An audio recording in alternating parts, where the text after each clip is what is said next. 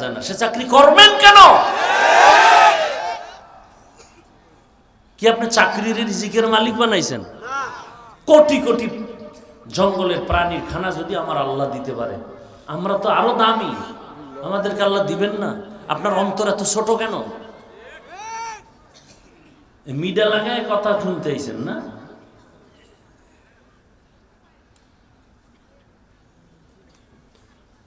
আল্লাহ কি বাহাদুর কই, 10 তলা বিল্ডিং খাড়ায় রয়েছে আর বাহাদুরে কলাপাতা বিছিয়ে জঙ্গলে ঘুমায়। এই মাস্তানির লাভ কি? কোনো লাভ আছে?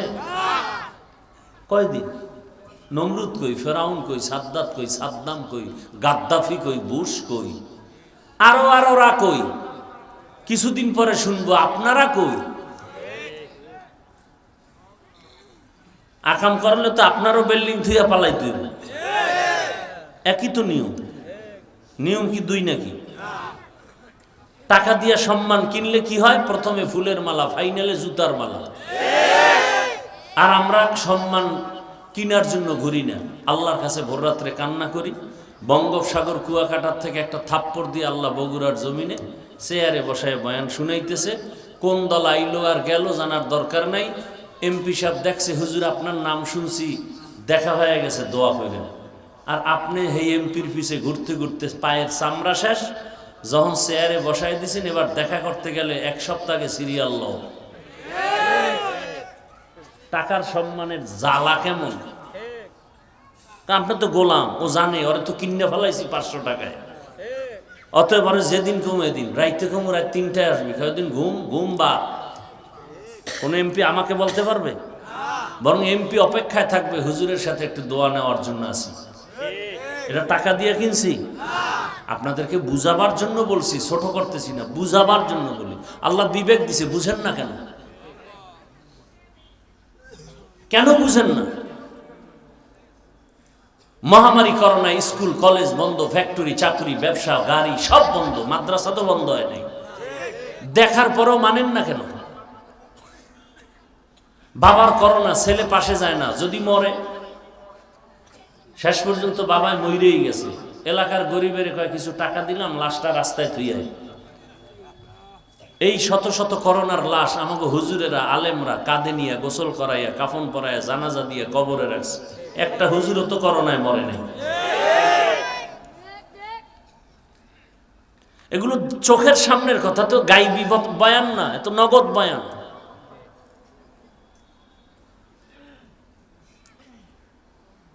অনেক কিছু হয়ে গেছেন, মানুষ হতে পারেন না, এটা ফাইনাল কথা।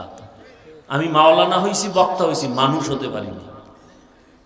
যদি মানুষ হইতাম তাহলে আমার চেহারা দেখলেই বেনামাজি আসতে মাথা নত করত। বাংলাদেশে আসতেন আওলাদে রসুল হুসাইন আহমদ মদনী রহমতুল্লাহ আলাইহি, রসুলের ডাইরেক্ট আওলাদ। মদিনাতে এখনো তাদের বিশাল বাড়ি থাকে, দেওবন্দ। তিনি তো নাই। বাংলাদেশে বিশেষ করে সিলেট আর চট্টগ্রামে বেশি সময় দিতেন। তো মানুষ দেখতে যাইতো, আওলাদে রসুল আসছে, একটু মোলাকাত করি, বরকত যাইতো মানুষ। 2 শ্রেণীর মানুষের সামনে হুজুর হাত দিতেন না।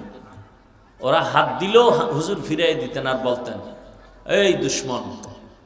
তার ভাষায় উর্দুতে বলতেন, হিন্দিতে বলতেন, আমি বাংলায় বলতেছি।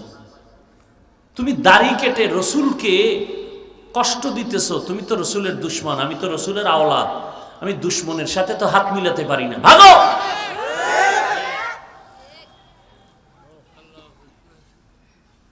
আর 1 শ্রেণীর মানুষের সাথে হুজুর হাত মিলাতেন না, আওলাদে রসুল, যারা সাহাবায়ে কেরামের বিরোধিতা করে, এরাও রসুলের দুশ্মন। কোনো সন্দেহ নাই, সন্দেহ করলে গুনাহ হবে। এই 2 শ্রেণীর মানুষের সাথে আওলাদে রসুল হাত মিলাতেন না, এরা ছিলেন মানুষ। আর আমি মাওলানা বক্তা হইছি ঠিক, মানুষ হতে পারিনি। আচ্ছা বলেন তো, জান্নাতের টিকিট পাইছেন কতজন সাহাবা? এটা আজকে শুনলেন? বলেন তো, প্রথম সাহাবীকে? আবু বকর। দ্বিতীয়কে? তৃতীয়কে? চতুর্থ? এরকম কতজন? এদের ইতিহাস আজকে গুগলে সার্চ দেন, খোলাফায়ে রাশিদিনের ইতিহাস, বাংলায় চলে আসবে। দেখেন তো আবু বকরের ইতিহাস, সারা জীবন কান্না কান্না কান্না। ওমরের ইতিহাস কান্না কান্না কান্না। জান্নাতের টিকিট হাতে পেয়ে কাঁদলেন কেন? ঘটনা বলার সময় না। রসুল মসজিদে নববীর পার্শ্বেই ঘুমায় আম্মাজান আয়েশার হুজরা। নবী এশা পরেই ঘুমায় যাইতেন, কারোর সাথে কোনো কথা বলতেন না। আর নবীর ঘুম কি ছিল? চোখ বন্ধ, কলব খোলা। নবী হঠাৎ ঘুমে গেছেন গভীর, হঠাৎ রাতেরও গভীর, ঘুমেরও গভীর। হঠাৎ কান্নার আওয়াজ আসতেছে। রহমতের নবী সজাগ হয়ে গেলেন, পেরেশান, কান্নার আওয়াজ আসে, আমার ঘুম ভেঙে গেল, কে কাঁদে? রহমতের নবী ঘুম থেকে উঠলেন, বের হইয়া মসজিদের দরজার পেছনে দাঁড়ায় দেখে মসজিদের মধ্যে একজন গোলাম নামাজে দাঁড়ায় দাঁড়ায় কাঁদতেছে। নবী ভাবলেন কোনো ভিন্ন কোনো ব্যক্তি নাকি। ভালো করে নজর করে দেখলেন কেউ না, জান্নাতের প্রথম সাহাবী আবু বকর নামাজে দাঁড়ায় কাঁদতেছে। নবী অপেক্ষা করতেছেন। নামাজ শেষে তাকায় দেখে রহমতের নবী দাঁড়ানো। আবু বকর বললেন, ইয়া রাসূলুল্লাহ, আমাকে মাফ করে দেন, আমার কান্না আমি কন্ট্রোল করতে পারি না, আওয়াজটা বেড়ে গেছে, আপনার ঘুম ভেঙে গেছে, আমাকে মাফ করে দেন। নবীজি বলেন, আপনি কাঁদলেন কেন? বলে, আল্লাহর আদালতে কেমনে দাঁড়াবো সেই ভয়ে কাঁদছি। কেন? আপনার না জান্নাতের টিকিট আছে? বলে আছে। কিন্তু নবী আপনিই তো বয়ান করেছেন হাসরের ময়দানে সব নারী পুরুষ সব উলঙ্গ দাঁড়াবে, একসাথে দাঁড়াবে।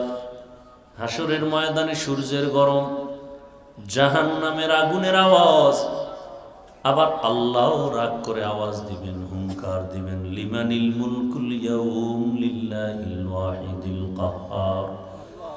নবী আপনিই তো কান্না করে বয়ান করেছেন হাসরের মাঠে এমন হালাত হবে, আমার আল্লাহ যখন রাগ হয়ে আওয়াজ দিবেন তখন হাসরের মাঠ থরথর করে কাঁপতে থাকবে।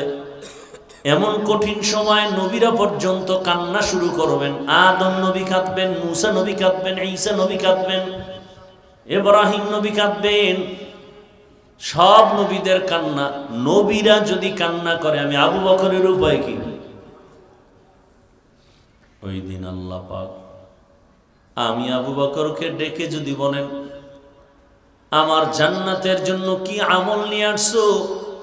আমি যদি বলি, হে মালিক, রোজা, নামাজ, তেলাওয়াত, জিকির, আল্লাহ যদি বলেন আমি যেইভাবে নামাজ চাইছি ওইভাবে হক আদায় করে নামাজ দিতে পারো নাই, আমি যেভাবে রোজা চাইছি হক আদায় করে দাও নাই, মানুষকে দেখায় দেখায় আমল করছো, আমি আল্লাহ তোমার আমল পছন্দ করি নাই, অতএব তোমার আমল তুমি নিয়ে জাহান্নামে চলে যাও।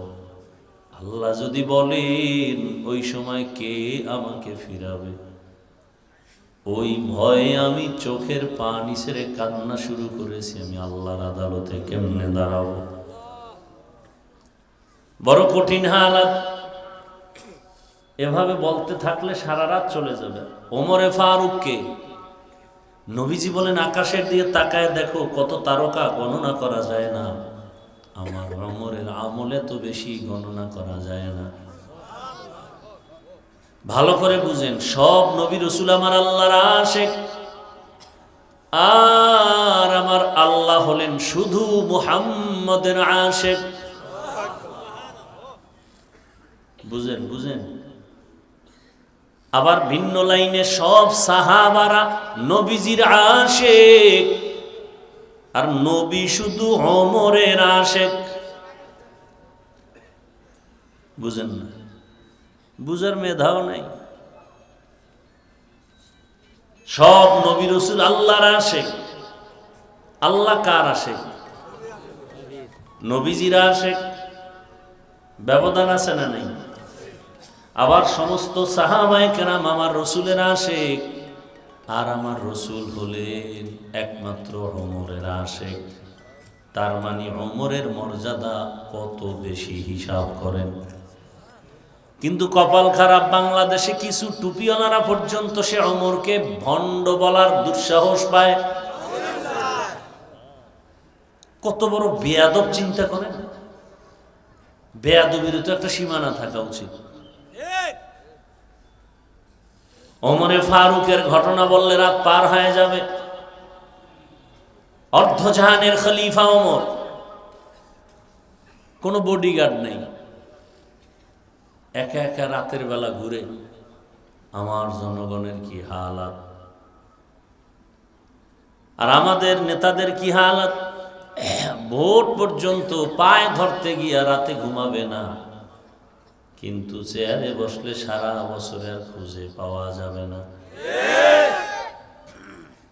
আমি এক প্রার্থীর কই, এই মিয়া, এই জনগণের পিছনে যেই পরিমাণ ঘুরেন, এর 100 ভাগের মাত্র 5 ভাগও যদি আমার মাওলার কাছে ভোর রাইতে একটু কালেকশন করতেন, তো বিজয়ের মালা তো আপনারটা কেউ নিতে পারত না।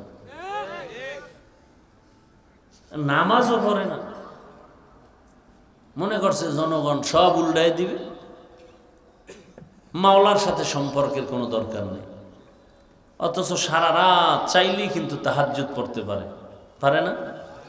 চাইলেই পারে যে আল্লাহ, তোমার বান্দাদের কাছে গেলাম, তুমি তোমার বান্দাদের দিলে আমার প্রতি মায়া বাড়ায় দাও। কি মানুষের অন্তরে তো মায়া মোহাব্বত আল্লাহ বাড়ায় দিবেন, সে আল্লাহকে রাজি করেন।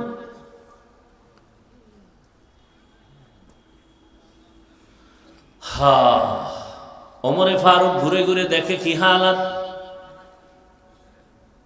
এক পাহাড়ের পাশে গিয়ে দেখে বাগানের মধ্যে একটা ঝুপড়ি বাতি জ্বলতেছে।